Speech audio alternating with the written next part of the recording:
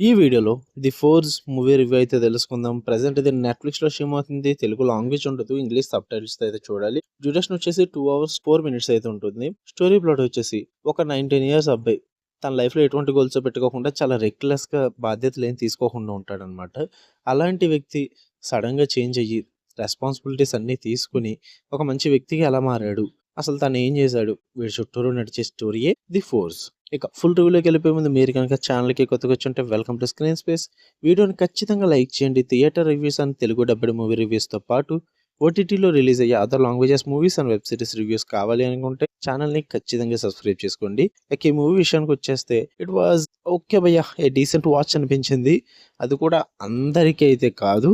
కొంతమందికి. ఆ కొంతమంది ఎవరన్నది నేను ఫుల్ రివ్యూలో చెప్తా. పాజిటివ్స్ వచ్చేసి తీసుకున్న కాన్సెప్ట్ రొటీన్‌గా ఉన్నప్పటికీ కూడా వీళ్ళు ప్రెజెంట్ చేసిన విధానం బాగుంటుంది భయ్య. మెయిన్ పెర్ఫార్మన్సెస్ చాలా బాగా ఆకట్టుకుంటాయి అన్నమాట మిమ్మల్ని. అక్కడే మెయిన్‌గా నచ్చుద్ది మూవీ. అండ్ సెకండ్ వన్ వచ్చేసి రిలీజియస్ మ్యాటర్ భయ్య. ఈ మూవీ అన్నది క్రిస్టియన్స్‌కి అయితే చాలా బాగా నచ్చుద్దని చెప్తా. ఎందుకంటే 1 అవర్ మూవీ ఉన్న 2 అవర్స్ 4 మినిట్స్ రన్ టైమ్‌లో ఫస్ట్ 1 అవర్ 20 మినిట్స్ కూడా ఆ వ్యక్తి మారటానికి చాలా వరకు కూడా బైబిల్ స్టడీని అయితే చూపిస్తారన్నమాట. Bible words, Bible study and బైబిల్‌లో నడిచే వ్యక్తులు చెప్పే మెసేజెస్ ఇవన్నీ ఎక్కువ చూపిస్తారన్నమాట. సో, ఆ బైబిల్‌ని చూసి తనకంటూ నమ్మకం వచ్చి తను మారడం అయితే జరుగుద్ది. సో, అందుకే ఓన్లీ క్రిస్టియన్స్‌కి అని చెప్తున్నాను నేను. ఉన్నవాళ్ళని చూడొద్దని నేను అనట్లేదు. ఎందుకంటే చాలా మందికి నచ్చవు భయ్య. ఒకే రిలీజియస్‌ని చూపించుకుంటూ ఉండి మూవీ అంతా నడిపించేస్తూ ఉంటే అంతగా వర్కౌట్ అవ్వదు చాలా మందికి. సో, అందుకని చెప్తున్నా. క్రిస్టియన్స్‌కి అయితే బాగా నచ్చుద్ది మూవీ. అండ్ నాన్ క్రిస్టియన్స్ ఎవరన్నా ఉంటే ఒకసారి గివ్ ఇట్ ఎ ట్రై భయ్య. ఒక మోటివేషనల్ మూవీ చూద్దాము, సాటిస్ఫాక్షన్ ఉంటే చాలు అనుకుంటే చూడొచ్చు. బట్ బైబిల్ స్టడీ అయితే ఘోరంగా ఉంటుంది. మాక్సిమం మూవీ అంతా కూడా ప్రేయర్స్, బైబిల్ స్టడీ మీద చూపించడం జరుగుద్దనమాట.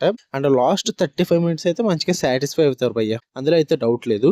లాస్ట్ 35 మినిట్స్ ప్రెడిక్టబుల్ ఉన్నప్పటికీ కూడా, తెలిసిన స్టోరీ అయినప్పటికీ కూడా బ్లడీ సాటిస్ఫాక్షన్ అయితే ఉంటదనమాట. మోటివేషన్ మూవీ కదా! సో, ఏదో ఒకటి నచ్చుద్ది. సో, నాకైతే లాస్ట్ 35 మినిట్స్ చాలా బాగా నచ్చింది. మంచి ఎమోషనల్ టచ్ అయితే ఉంటుందన్నమాట అందులో. ఆ లాస్ట్ 35 మినిట్స్ మాత్రం బైబిల్ స్టడీ అయితే ఉండదు. ఆ పర్సన్ స్టోరీ నడుస్తది. అది బాగా నచ్చుద్ది. నెగెటివ్స్ వచ్చేసి మెయిన్ ఇది ఒక్కటే నెగెటివ్ భయ్య, బైబిల్ స్టడీ. నాకేం క్రిస్టియానిటీ మీద హేట్రెడ్ ఏం లేదు. నేనే క్రిస్టియన్నే. అలా అని చెప్పేసి ఒక మూవీ మొత్తం కూడా దాని మీద డిపెండ్ అయ్యి నడుస్తుంది అన్నప్పుడు అందరికీ నచ్చదు. సో, చాలా మందికి అయితే నచ్చకపోవచ్చు.